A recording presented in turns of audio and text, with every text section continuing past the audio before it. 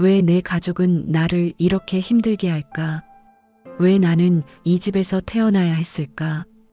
이 질문을 한 번이라도 해본 적이 있다면 오늘의 이야기는 바로 당신을 위한 것입니다. 부처님은 말씀하셨습니다. 인연 없는 만남은 없다. 우리가 만나는 모든 가족은 우연이 아니라 전생의 인연으로 이어진 존재들입니다. 전생의 인연은 끊어지지 않는다. 부모와 자식, 형제와 자매, 부부와 친지, 이 모든 관계는 윤회 속에서 계속 이어집니다. 전생에 베푼 인연은 은혜로, 전생에 남긴 상처는 빚으로 찾아옵니다. 어떤 부모는 자식에게 은혜를 갚기 위해 태어나고 어떤 자식은 미움을 풀기 위해 다시 태어납니다. 그렇기에 가족은 때로 따뜻하고 때로 고통스럽습니다. 부처님은 말씀하셨습니다. 고통은 인연의 마무리이며 자비는 인연의 완성이다. 가족의 갈등은 원망이 아니라 전생에서 다하지 못한 배움을 완성하려는 과정입니다. 지금 당신이 힘들게 느끼는 그 가족이 사실은 당신의 영혼을 깨우는 스승일지도 모릅니다. 가족의 인연은 눈으로 볼 수 없지만 마음으로 느낄 수 있습니다. 우리가 누군가에게 이유 없이 끌리거나 반대로 설명할 수 없는 거부감을 느낄 때 그건 전생에서 이어진 인연의 잔향이 마음 깊은 곳에서 울리는 것입니다. 부처님은 말씀하셨습니다. 사람은 인연 따라 만나고 업 따라 함께하며 자비로 헤어진다. 당신이 지금 함께 살고 있는 가족도 이전 생에서 이미 여러 번 서로를 만났던 존재들입니다. 그때는 친구였을 수도, 스승이었을 수도, 혹은 원수였을 수도 있습니다. 그러나 이번 생에서는 다시 가족의 모습으로 만나 그 미완의 인연을 마무리하려는 것입니다. 그것이 바로 전생의 약속입니다. 한 제자가 부처님께 물었습니다. 스승님, 왜 저는 어머니를 사랑하면서도 자주 미워하게 됩니까? 부처님은 조용히 미소 지으며 말씀하셨습니다. 그대는 그 어머니를 전생에도 사랑했지만 그 사랑이 완전하지 못했구나. 이번 생에서 그 미완의 사랑을 마저 배우기 위해 다시 태어난 것이다. 그 말을 들은 제자는 한참 동안 눈을 감고 울었습니다. 그는 깨달았습니다. 어머니와의 갈등은 원망이 아니라 사랑을 완성하기 위한 시험이었구나. 가족의 갈등 속에는 언제나 깨달음의 씨앗이 숨어 있습니다. 부모와 자식이 서로를 미워하고 상처 주는 이유는 사랑이 부족해서가 아니라 이해가 부족하기 때문입니다. 이해가 자비로 바뀌는 순간 인연은 가볍게 녹아내립니다. 부처님은 말씀하셨습니다. 인연을 원망하면 업이 깊어지고 인연을 이해하면 업이 사라진다.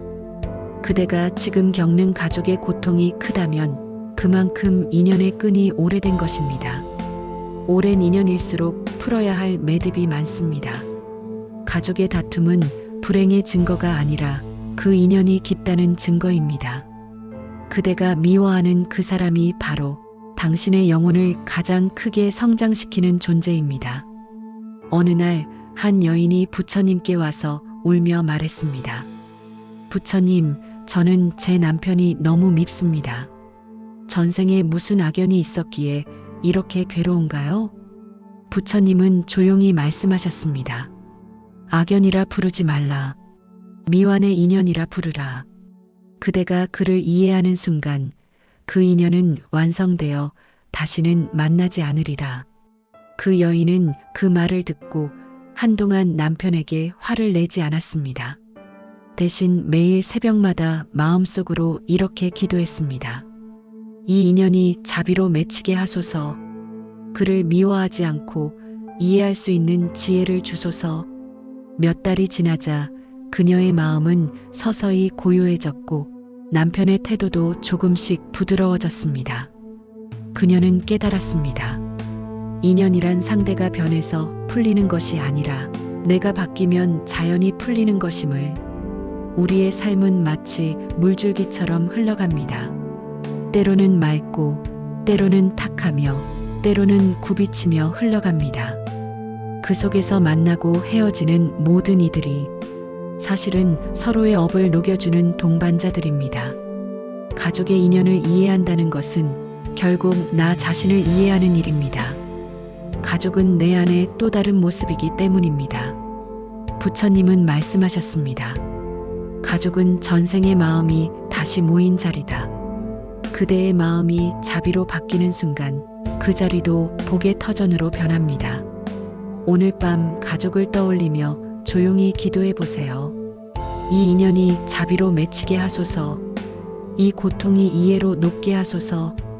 그 기도가 바로 전생의 인연을 편안히 마무리하는 첫걸음입니다. 부처님은 마지막으로 말씀하셨습니다. 인연은 깨닫는 자에겐 복이 되고 원망하는 자에겐 업이 된다. 오늘 그대의 인연이 복으로 바뀌기를 바랍니다.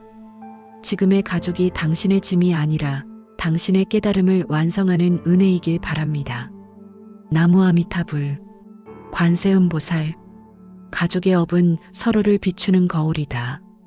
한 제자가 부처님께 물었습니다. 스승님, 왜 저는 어머니와 평생 다투게 됩니까?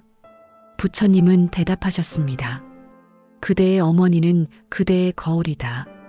그 거울을 깨려 하지 말고 그 안에 자신을 보라. 우리는 가족을 통해 자신을 봅니다. 부모의 말 속에서 내 마음의 불안이 드러나고 자식의 행동 속에서 내 과거의 그림자가 나타납니다. 그것이 바로 가족이라는 업의 관계입니다. 업은 벌이 아니라 배움입니다. 누군가를 통해 화가 일어날 때 그 화는 상대가 아니라 내 안의 미완을 비추는 신호입니다. 그 미완을 이해하면 업은 사라지고 인연은 가벼워집니다. 부처님은 말씀하셨습니다. 미움은 미움을 멈추게 할 수 없다. 오직 자비만이 미움을 멈춘다.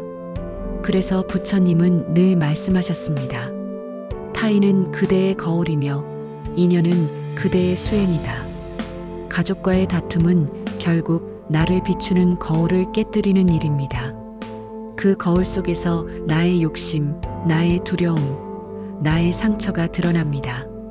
그것을 인정할 때 업은 녹기 시작합니다. 한 제자가 다시 물었습니다.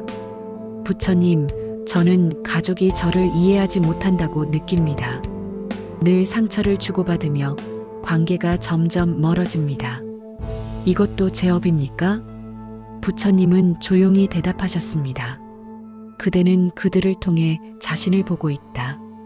그대가 먼저 이해하면 세상도 그대를 이해할 것이다. 우리가 누군가에게 느끼는 미움은 사실 상대를 향한 감정이 아니라 내 안의 연약함이 드러난 것입니다.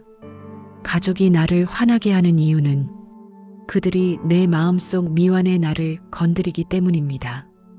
그들은 나를 괴롭히려는 것이 아니라 내 안의 불안과 상처를 드러내어 나를 깨우기 위함입니다. 부처님은 또 말씀하셨습니다. 화를 일으키는 자는 그대의 스승이다. 그대의 분노를 비춰주는 거울이기 때문이다. 우리는 흔히 화를 내며 말합니다. 저 사람 때문에 내가 이렇게 힘들다. 하지만 부처님의 가르침은 다릅니다. 그대가 아직 배우지 못한 감정이 그 사람을 통해 드러나는 것이다. 즉, 가족의 갈등은 나의 감정을 배우는 수행의 장입니다.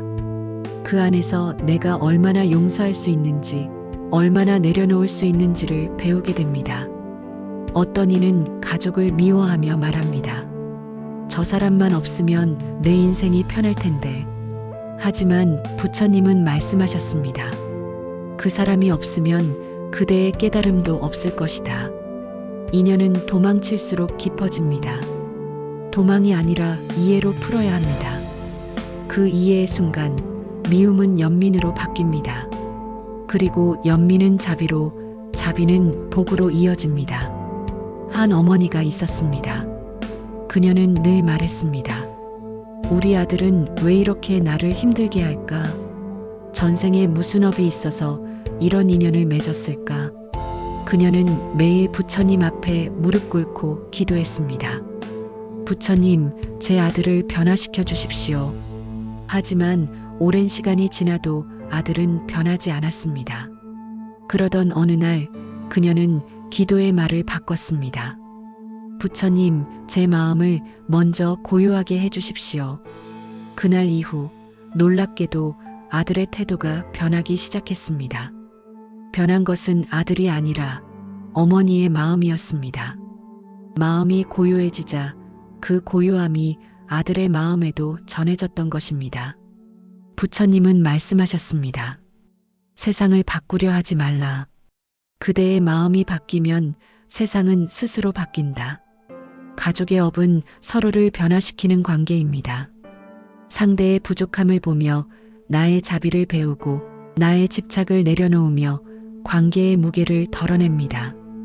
우리는 모두 가족을 통해 성장합니다. 부모는 자식을 통해 인내를 배우고 자식은 부모를 통해 감사와 책임을 배웁니다. 그것이 바로 부처님이 말씀하신 가족의 수행입니다. 업이란 멀리 있는 것이 아닙니다. 지금 내 앞에 있는 가족, 그들과 나누는 말, 그 안에서 느끼는 감정이 곧 나의 업입니다. 부처님은 또 말씀하셨습니다. 업은 사라지지 않는다. 그러나 자비로 녹는다. 자비란 상대를 용서하는 것이 아니라 상대의 고통을 이해하는 것입니다. 당신이 누군가의 상처를 이해하는 순간 그대의 마음속에 복이 피어납니다. 오늘 가족과 대화할 때 말을 바꿔보세요. 왜 그렇게 했니? 대신 그땐 내 마음이 어땠니? 그 한 문장이 마음의 벽을 허물고 업의 고리를 느슨하게 만듭니다. 가족의 업은 서로를 비추는 거울입니다. 그 거울을 깨뜨리려 하지 말고 그 안에 자신을 보세요. 그대가 그 거울 속의 자신을 미소로 바라보는 순간 그 업은 이미 사라지고 있을 것입니다. 나무아미타불, 관세음보살, 제3장 가족을 이해하는 것이 곧 수행이다. 가족은 바꾸는 대상이 아닙니다. 이해하는 대상입니다. 왜 저 사람은 나를 괴롭힐까? 이 질문을 그 사람은 나에게 무엇을 가르치려 하나요? 로 바꿔보세요. 그 순간 관계의 무게가 달라집니다. 부처님은 제자들에게 이렇게 가르치셨습니다. 타인을 바꾸려 하지 말라. 그대의 마음이 바뀌면 세상이 바뀐다.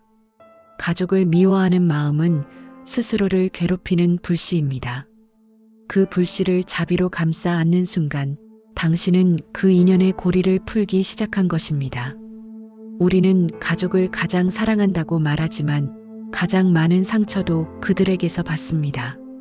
왜냐하면 사랑이 깊을수록 기대가 커지고 기대가 깨질수록 실망이 더 깊기 때문입니다.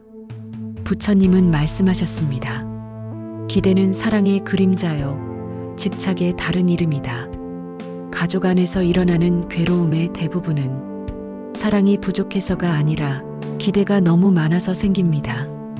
왜 내 자식은 내 뜻대로 되지 않을까? 왜 부모는 나를 이해하지 못할까? 왜 배우자는 늘 나만 힘들게 할까? 이 모든 질문 속에는 내가 옳다는 생각이 숨어 있습니다. 하지만 부처님은 말씀하셨습니다. 그대가 옳다는 마음이 사라질 때 진짜 사랑이 시작된다. 이해란 상대의 마음을 내 틀에 맞추는 것이 아닙니다. 그 사람의 세계를 있는 그대로 받아들이는 것입니다. 그가 왜 그렇게 말하고 왜 그렇게 행동하는지를 판단이 아닌 연민으로 바라볼 때 그제야 관계는 부드러워집니다. 어느 날 한 제자가 부처님께 물었습니다. 스승님, 저는 가족과 싸우지 않으려 노력하지만 결국 매번 상처받습니다. 이 관계를 어떻게 해야 합니까? 부처님은 대답하셨습니다. 그대는 싸우지 않으려는 수행을 하고 있구나. 이제는 이해하려는 수행을 하라. 싸움을 멈추는 것은 고요이지만 이해하려는 마음은 자비입니다. 고요는 잠시지만 자비는 영원합니다. 가족을 이해한다는 것은 그들의 행동을 옳고 그름으로 재단하지 않는 것입니다. 그들도 그 나름의 고통과 업 속에서 살아가고 있음을, 있는 그대로 인정하는 일입니다. 부처님은 또 말씀하셨습니다. 모든 존재는 각자의 고통을 짊어지고 있다. 그러니 누구도 쉽게 판단하지 말라. 가족 중 누군가가 당신에게 거친 말을 했더라도 그 말 뒤에는 그 사람이 견디지 못한 아픔이 있습니다. 그 아픔을 보지 못하면 미움이 생기고 그 아픔을 이해하면 연민이 피어납니다. 이해는 용서를 낳고 용서는 관계를 치유합니다. 그리고 그 치유는 곧 복이 됩니다. 부처님은 말씀하셨습니다. 그대를 괴롭히는 자를 원망하지 말라. 그는 그대가 자비를 배우도록 돕는 스승이다. 우리는 가족을 통해 끊임없이 배우고 있습니다. 인내를 배우고 용서를 배우며 때로는 놓아주는 법을 배웁니다. 그 모든 과정이 바로 가족이라는 수행장 안에서 일어납니다. 한 어머니가 있었습니다. 그녀는 아들과 늘 싸웠습니다. 아들은 차갑고 어머니는 늘 상처받았습니다. 그녀는 매일 부처님께 빌었습니다. 부처님, 제 아들이 저를 이해하게 해주세요. 그러던 어느 날 그녀는 절 마당의 스님에게 이렇게 들었습니다. 그대는 아들이 변하기를 기도하지만 그대의 마음이 먼저 변해야 합니다. 그날 밤 어머니는 기도의 말을 바꾸었습니다. 부처님, 제 아들을 이해할 수 있게 해주세요. 며칠 후 아들과의 대화에서 그녀는 이전과 달리 화내지 않았습니다. 그저 조용히 물었습니다. 요즘은 많이 힘들지? 그 한마디에 아들은 울음을 터뜨렸습니다. 그 순간 어머니는 깨달았습니다. 이해는 말이 아니라 마음이라는 것을, 상대를 바꾸려는 한마디보다 있는 그대로 품는 침묵이 더 강하다는 것을. 이해는 가장 큰 자비입니다. 자비는 상대를 바꾸지 않아도 괜찮게 만듭니다. 그대가 상대를 이해한 그 순간 그 인연의 무게는 사라집니다. 부처님은 말씀하셨습니다. 진정한 수행자는 앉아있는 이가 아니라 이해하려는 이다. 즉, 명상은 자선의 시간이 아니라 가족을 바라보는 순간에도 이루어집니다. 가족과의 대화 한 줄이 곧 수행이고 그 마음의 변화가 곧 깨달음입니다. 가족을 이해하면 그대의 마음이 편안해집니다. 마음이 편안해지면 세상도 고요해집니다. 그 고요한 마음 안에서 복이 자라납니다. 오늘 하루 가족의 말 한마디에 상처받았다면 그 말을 되새기지 말고 이렇게 기도해 보세요. 그 사람도 나처럼 배우는 중입니다. 그 한 문장이 당신의 업을 녹이고 그 인연을 부드럽게 풀어줄 것입니다. 부처님은 마지막으로 말씀하셨습니다. 이해는 사랑보다 깊고 용서보다 오래 남는다. 오늘 당신의 이해가 가족의 인연을 평화로 바꾸는 시작이 되기를 바랍니다. 나무아미타불. 관세음보살. 전생의 빚을 갚는 방법, 감사. 감사는 업을 녹이는 가장 빠른 길입니다. 이 아이가, 이 부모가 내 뜻대로 되지 않아도 감사합니다. 이 한 문장이 전생의 빚을 복으로 바꿉니다. 부처님은 말씀하셨습니다. 감사는 업을 태우는 불이다. 감사는 마음을 고요하게 만들고 고요한 마음은 지혜를 불러옵니다. 누군가를 미워하는 대신 그 존재를 통해 내가 무엇을 배웠는지 떠올려 보세요. 그 깨달음이 바로 업의 종착지입니다. 감사는 단순히 예의의 표현이 아닙니다. 그것은 업을 녹이고 인연을 치유하는 수행의 시작입니다. 우리가 감사합니다라고 말하는 순간 그 말은 세상을 향한 인사이자 부처님께 올리는 기도입니다. 부처님은 말씀하셨습니다. 감사하는 자의 얼굴에는 빛이 머물고 불평하는 자의 마음에는 어둠이 깃든다. 감사는 마음의 향기와 같습니다. 그 향기를 피우면 스스로도 그 향에 젖어들어 편안해지고 그 향은 주위의 사람들에게도 번져나갑니다. 그렇게 해서 인연은 다시 맑아지고 업은 조용히 녹아내립니다. 한 제자가 부처님께 물었습니다. 스승님, 왜 저는 늘 가족 때문에 괴롭습니까? 부처님은 대답하셨습니다. 그대는 가족의 불완전함만 보았기 때문이다. 그러나 그대가 그들을 통해 배운 것을 본다면 괴로움은 곧 감사가 되리라. 우리는 가족에게서 상처받지만 그 상처 속에서 연민을 배우고 자비를 배웁니다. 미움이 깊었던 자리가 어느 날 깨달음의 터전이 됩니다. 그 자리에서 감사를 배우면 그 인연은 완성됩니다. 감사는 단순한 위로가 아니라 영혼의 방향을 바꾸는 힘입니다. 왜 나에게 이런 일이 생겼을까라는 질문을 이 일을 통해 나는 무엇을 배우는가로 바꾸는 순간 그 일은 더 이상 고통이 아니라 수행이 됩니다. 부처님은 말씀하셨습니다. 감사하는 자는 업의 길을 걷지 않고 복의 길을 걷는다. 감사에는 에너지가 있습니다. 그 에너지는 고통의 무게를 가볍게 하고 불안한 마음을 고요하게 합니다.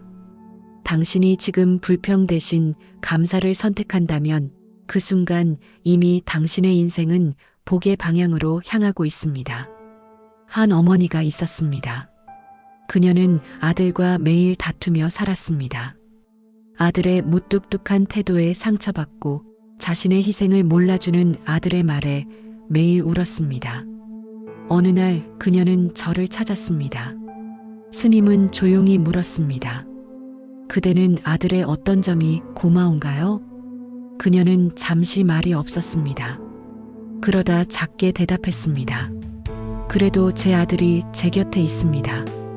스님은 미소 지으며 말했습니다. 그대는 이미 첫 번째 복을 보았습니다. 감사는 작은 복을 크게 만들고 불평은 큰 복을 작게 만든다. 그날 이후 그녀는 매일 밤 이렇게 기도했습니다. 부처님, 제 아들이 제 곁에 있어 감사합니다. 그의 삶이 부처님의 자비 안에서 피어나게 하소서. 며칠이 지나자 놀랍게도 아들과의 대화가 부드러워졌습니다. 아들은 전보다 말수가 많아졌고 어머니의 표정에도 미소가 깃들기 시작했습니다. 부처님은 말씀하셨습니다. 감사하는 마음은 하늘에 올려 복으로 되돌아온다. 감사는 순환합니다. 감사로 시작한 하루는 복으로 돌아오고 복으로 채워진 하루는 다시 감사로 이어집니다. 그 순환 속에서 인연은 정화되고 업은 점점 옅어집니다. 감사란 모든 일이 잘 될 때 하는 것이 아닙니다. 오히려 일이 뜻대로 되지 않을 때 진짜 감사가 시작됩니다. 불편한 상황 속에서도 이 일 또한 나를 단단하게 하는 과정입니다라고 말할 수 있을 때 그 사람은 이미 업을 뛰어넘은 사람입니다. 부처님은 또 이렇게 말씀하셨습니다. 감사는 깨달음의 첫걸음이다. 감사를 잃은 자는 길을 잃고 감사를 아는 자는 집을 찾는다. 감사를 실천한다는 것은 결국 지금을 받아들이는 것입니다. 지금의 가족, 지금의 삶, 지금의 나 자신을 그 어떤 조건도 바꾸지 않고 그대로 인정할 때 마음은 저절로 고요해집니다. 감사는 마음의 온도를 바꿉니다. 차가운 불평 속에선 관계가 얼어붙지만 따뜻한 감사 속에선 인연이 녹아납니다. 오늘 하루 가족을 떠올리며 이렇게 기도해 보세요. 부처님, 이 인연에 감사합니다. 이 가족을 통해 자비를 배우게 하소서. 그 짧은 기도 속에 모든 수행의 본질이 담겨 있습니다. 감사는 명상보다 빠르고 기도보다 강한 수행입니다. 부처님은 마지막으로 말씀하셨습니다. 감사하는 마음은 부처의 마음이다. 감사할 줄 아는 자는 이미 깨달음에 이르렀다. 오늘도 당신의 하루가 감사로 가득 차기를 바랍니다. 그 마음 하나가 당신의 업을 녹이고 당신의 인연을 빛으로 바꿀 것입니다. 나무아미타불, 관세음보살. 가족 인연이 편안해지는 순간, 가족 인연이 편안해지는 순간은 상대가 바뀌었을 때가 아닙니다. 내가 이해했을 때입니다. 이해는 용서보다 깊고 용서는 사랑보다 오래갑니다. 부처님은 말씀하셨습니다. 이해는 자비의 첫걸음이다. 가족의 말과 행동 속에서 당신의 과거, 당신의 그림자, 그리고 당신의 자비를 보세요. 그 순간 인연은 더 이상 고통이 아니라 해탈의 문이 됩니다. 오늘의 기도. 이제 두 손을 모으고 이렇게 속삭이세요. 이 인연이 자비로 맺히게 하소서. 이 업이 이해로 높게 하소서. 이 가족을 통해 내가 깨닫게 하소서. 이 세 문장은 가족의 업을 풀고 전생의 약속을 빛으로 바꾸는 수행의 주문입니다. 오늘도 참 좋은 날 채널과 함께 해주신 여러분, 감사합니다. 가족은 나의 거울이며 깨달음의 길입니다. 오늘 이 영상을 통해 당신의 가족 인연이 조금 더 편안해지길 바랍니다. 구독과 좋아요, 그리고 알림 설정은 부처님의 말씀을 더 멀리 전하는 큰 공덕이 됩니다. 참 좋은 날 부처님 말씀과 함께 하세요. 나무 아미타불 관세음보살